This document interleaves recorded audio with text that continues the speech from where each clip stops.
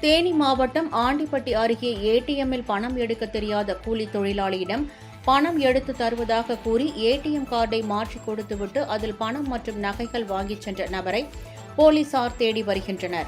ஆண்டிப்பட்டி அருகே உள்ள டீபுதூர் கிராமத்தைச் சேர்ந்த கூலி தொழிலாளி சேகர் 7.5 லட்சம் ரூபாய் வீட்டுக் கடனுக்கு விண்ணப்பித்துள்ளார்.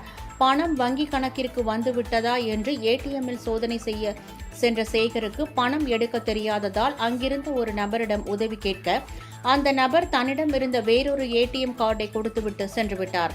இதை அறியாத கூலி தொழிலாளி வீட்டிற்கு சென்றபோது பணம் எடுக்கப்படுவதாக குறுஞ்செய்தி வந்ததை அடுத்து வங்கி கிளை மேலாளரிடம் சென்று கேட்டபோது 1,05,000 ரூபாய் பணமாகவும் நகை வாங்கியதற்கு பணம் எடுக்கப்பட்டிருந்தது தெரியவந்தது.